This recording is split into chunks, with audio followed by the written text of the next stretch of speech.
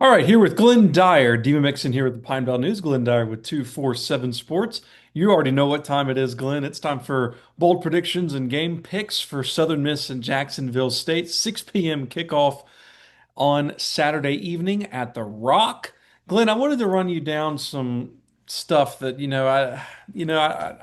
I've had trouble wrestling with most of the week, and that was last year's game against this football team Oh my gosh, for Southern Miss. we have Okay, to so discuss this. the final score was 49 excuse me, 44 to 7. Okay. Southern Miss turned the ball over 6 times. Do you know who was the leading passer in that game for Southern Miss? It be true freshman John White. It was true freshman John White. Good memory. 9 for 18, 117 yards, 2 interceptions. Do you want to guess what Tate Rodemaker's QBR was? Ooh,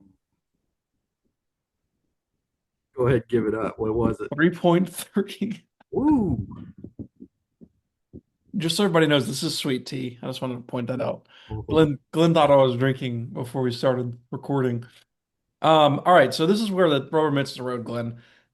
48 carries, 273 yards of rushing for Jacksonville State. Last time these two teams played each other, they didn't throw the ball a lot, but their quarterback was 14 of 16, 236, and a touchdown. I don't really know how much you can take last year's game into consideration. It's two completely different teams, but it is something to think about when you think about kind of a revenge factor. But again, it's two different teams. But Glenn, that to me last season was definitely the start. If we hadn't already knew it was the end of the Will Hall era as we knew it, that game especially was kind of the, all right, it's not a matter of if, just when. yeah, and I was so pulling for Will, and I mean, first quarter's over, and I'm like, this is not this is bad. Yeah, anytime John White throws for 117 yards and that's your leading quarterback, it's not going to be good. All right, but anyways, we'll move on. I just had to remind our listeners about it, Glenn. It's good to That get a was reminder every once in a that while of was thorough embarrassment. what we lived through the last year. All right, but this game, so right now ESPN Analytics has Jacksonville State favored to win this game 50% to 50.4% to 49.6%. Glenn, this is a Jacksonville State team that really likes to run the ball. Uh, they're averaging 261 yards a game on the ground. Well, that's pretty crazy. And they're going to be going up against the Southern Miss team who's giving up. I just had it here, excuse me. They're giving up. Um, actually, it's not even labeled here. Never mind. All right. Well, I'll get to what they're giving up, but let me hear your thoughts on the Southern Miss defense versus the Jacksonville State offense. Yeah, I mean, this edition of the Jayville team is wants to do things much like they did last year. They want to run the football, and so far to great success. What's interesting is that O line collectively is going to start a true freshman at left tackle. One of the guards started as a true freshman last year. He's just a sophomore, and between the five, they have 21 career starts between them. So not a lot of experience, yet they're really getting the job done. Got the third leading rusher in the country back there, the TCU transfer and Cook, and just kudos to Coach Trickett, man. He seems to turn it out wherever he goes. Um, your task is easy. Stop the run. How do you want to do it? You think you can do it with your front seven, or you're gonna have to walk a safety down into the box and get yourself a little more vulnerable over the top. I mean, it's going to be interesting to see how they play this.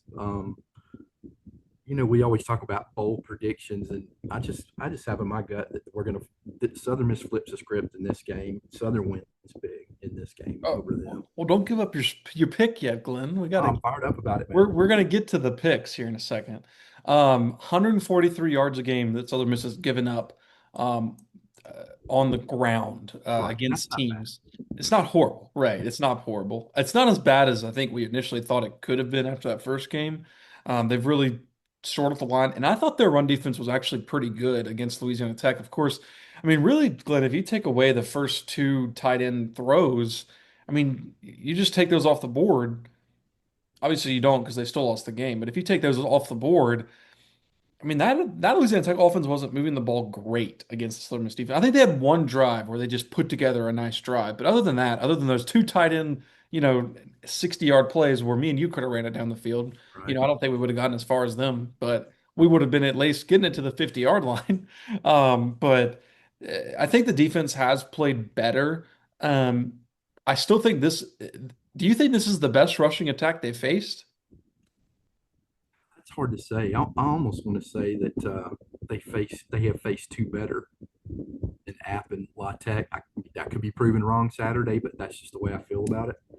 We'll see, if they prove me wrong or not. But I just I just feel like Southern is going to come out hot after what they did last week, and they're going to be able to rise to the occasion and handle this. Yeah, it's a team that doesn't really scare you passing the ball. Their quarterback, Gavin Wimsatt, 54 of 96, 557 yards. That's just a 56.3% completion rate. He only has two touchdowns on the year, Glyn, two interceptions. You got to think with him going up against the corners that Southern Miss has that USM has a big opportunity here to make the Gamecocks one-dimensional. Like you've been saying, where they're going to be able to maybe even bring a safety down if they elect to do that, to just focus on the run. I think first and second down is going to be critical for the Jacksonville State offense. They're not going to be able to win the game if they're constantly in third and longs. And I mean, it's with any team, of course, but I think especially with a team who's focusing on running the ball so much, I think first and second down is going to be critical for them. They don't have a big two running back system. It's really a Cam Cook show, who's their starting running back, 537 yards, 89 carries, four touchdowns. But the quarterback also runs the ball as well. I think he gets involved in a lot of read options. 216 on the ground for him, also with four touchdowns. Second leading Uh, rusher. He's yeah, almost Cam's got it pulling at 6 yards a carry, and I think he's about 5.7. So they're a really nice 1-2 punch. no doubt, no doubt. All right. I want to talk about the Southern Miss offense against the Jacksonville State defense really quickly, and then we'll get into bold predictions. This is not a defense to me, Glenn, that really scares you. I mean, they're not a terrible defense, but I think last week's defense is better than Jacksonville State's defense. Yeah, I agree, and it's a defense that's shown that the propensity to get gouged with big pass plays over the top, and that's why I'm kind of excited, to let Braylon kind of take the top off this thing if we get the run game going a little bit and get into play action. I think Liberty did it to him a couple of times. Liberty almost kind of outgained him by 150 yards and still ended up losing that game, but that defense has shown the ability to get gouged. So I'm looking for Braylon to have a big ball game. Yes, and it's especially from what he did last week, 300, almost 400 yards of passing for Braylon Braxton last week. Obviously couldn't put it in the end zone, but he had probably one of the better games that Southern Miss fans have seen him play, at least from a passing perspective. So you're really starting to, I think, see that part of the Southern Miss offense starting to gel, and I think it's going to continue to get better, of course. And I think you're right, where this is a game where that could even excel even further. Um, and maybe Braylon could, he's leading the Sun Belt right now in passing yards with 1,084. It's kind of hard to put in perspective, Glenn, that I mean, Braylon, of course, is Braylon. We know what he is. But in a way, like he's kind of quietly having like a really good season. Like Yeah, he's not been like the talk of the Southern Miss team right now. It's been, why aren't they doing this? Why aren't they doing that? They could have yeah, done and this better. But I it's mean, going to he's be that sitting there way. with 1,084 yards, nine touchdowns, three interceptions, 96 of a 146, 128 rushing yards. I mean, he's just quietly having a really good Well, season. bigger QB numbers than we've seen in 5 years, probably, Right. or not longer than that. Braylon, I mean, you just got to, if we win this, if we won last weekend, and these numbers are a lot bigger talk, it's Yeah. with a victory. I just want to see him play within himself, let the game come to him. Don't try to. I think he tried to force some things last week, and I think we had gotten a chance to talk to him, he probably would have told us. I would have liked to have a couple of plays back that would have totally been game changers for him if he just does what he does best. He's 230 pounds. Don't put the ball in harm's way. Just put your shoulder down and finish the play. And I think you got a different ball game. Correct. All right, let's get into it. Glenn, we'll go first with bold predictions. So, I predicted under 100 yards passing for Louisiana Tech last week. As I said on our video on Tuesday, that ended within the first two plays. So sometimes your bold prediction, I've always said, make sure your bold prediction doesn't end in the first quarter, and I like went completely against that, and I Bold totally messed prediction. up. Yeah, so I'm not going to make that mistake this week. I'm going to pick something that, you know.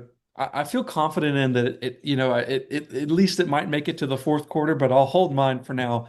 Let's hear Glyn Dyer, the football expert's bold prediction for Saturday's game at night, 6 p.m. It's going to get real bold because I'm hoping that Jeff Pittman is back, and if Jeff Pittman is back, I expect a big game out of Jeff, a kind of game that gets some play action going for Braylon. Um, so that's my bold prediction. If it's bold because Pittman may not even be back, we don't know because we don't get to see these things like we used to. We'll know when the rest of them know when we get to the field and see if he's out there. But that's I guess bold times two. I'm going with a guy that might not even be in the game. So I'm saying big game for Pittman, over 100 yards and a couple of touchdowns. Okay. It's worth noting that he was at the game Saturday with his helmet and pads. And what I understood, at least from the Monday press conference with Charles Huff, is on the Zoom. I mean, I'm normally not on it, but I will sometimes go back and listen to it. It sounded like it was a coach's decision for him not to play. So I don't know if that was disciplinary or something. So, but I Perhaps think they playing expect him attendance. to be back this week. So Right. we'll see. We'll see on Saturday night. So I'm gonna go. I've done defensive side of the ball like every single week now, and I'm gonna go away from the defense because I'm not getting any luck going on the defensive side of the ball. So I'm gonna go offense, and I really liked what I saw from Carl Chester last week. I think he's really evolving into a playmaker on that outside that we all thought he could be, but we wanted to continue to see it. And I think Southern Miss has some chances to get really down the field vertically against this Jacksonville State defense, where Braylon, I think Braylon last week showed that he can put that deep ball where he wants it.